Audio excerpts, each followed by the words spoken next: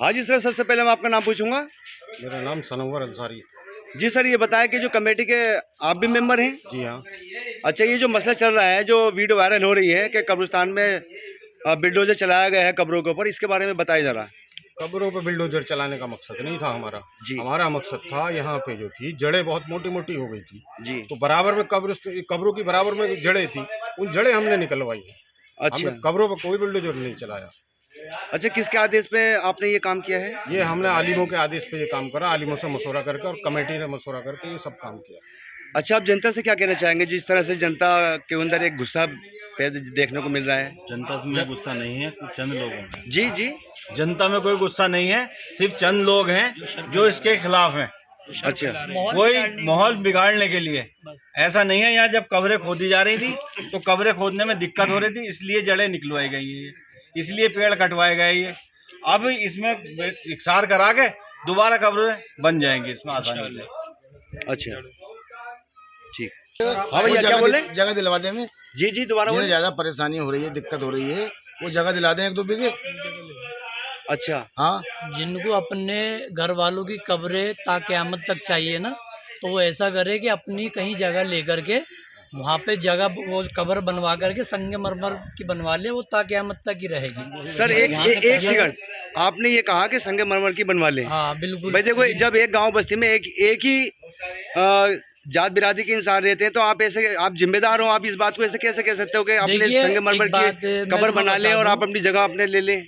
ये आप कैसे कह सकते हो? मैं आपको बता दूं, ये कुछ ये उन लोगों के लिए बात कही है जो हमारी बस्ती का माहौल बिगाड़ने की कोशिश कर रहे हैं। ठीक है, ये उल्टी सीधी बातें करके ये माहौल बिगाड़ ले। वो यहाँ तक के आलिमों तक को गाली दी जा रही है उनके द्वारा, जो लोग ये शर फैला रहे हैं। फैजे हम जो होता है, जी, फैजे हम जो होता है वो किसी की परमानेंट जगह नहीं होती है। जी। 10 साल 15 साल के बाद उसमें हर जगह खुदाई होती है।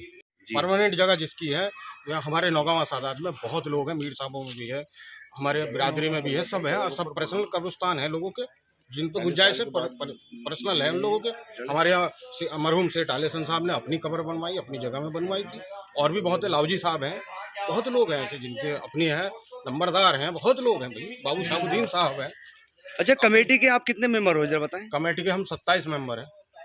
कब्रिस्तान की कमेटी के जी मेंबर? हाँ। जी ठीक है, ठीक है सर। धन्यवाद साहब बोले। क्या कहना चाहेंगे सर? यहाँ जिनने अपने कब्रिस्तान थे वो लोग बेच के उन पे मकान बना लिए। बताओ। जिनके अपने कब्रिस्तान थे यहाँ पे, उन्होंने अपने माँ बाप की कब्र नहीं देखी उस टाइम, उन्होंने जमीनें बेच दी। बेचने के बाद में यहाँ सब पूरे में कब्र मकान बन गए, मकान बनने पड़े सब। आपको भी पता होगा, आप यहाँ के रहने वाले हो। जी जी। बन गए नहीं, वो बेउर्मती हो रही है, ये पेड़ निकालने से बेउर्मती हो रही है। ठीक है। हाँ जी सर, जिगर साहब आप क्या कहना चाहेंगे? ये जड़ें पड़ी हुई हैं, आप इन जड़ों को एक बार ज़रा देखें।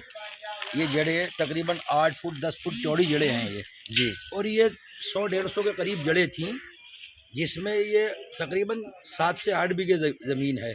इसमें बेइंतहा दिक्कत कब्र खोदने में आ रही थी। अगले लोगों के लिए दफीने के लिए ये इंतज़ाम किया गया है। इसमें हमने आलिमों से मशवरा करके हाथ से जड़ें निकालने में खर्च बहुत आ रहा था, और यहाँ जो मजदूर हाथ से काम करने वाले थे वो कई मरतबा भाग चुके थे।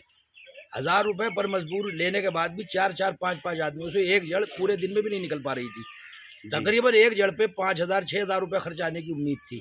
इसीलिए उलमा से मशवरा करके हमने ये जेसीबी बुलवाई, जिससे जड़ें आसानी से उखड़ गई, खर्च भी कम हुआ, वक्त भी कम लगा। इसमें कब्रों की कोई बेहुरमती नहीं। क्या आलिम हमारे ऐसी बात की इजाज़त दे देते?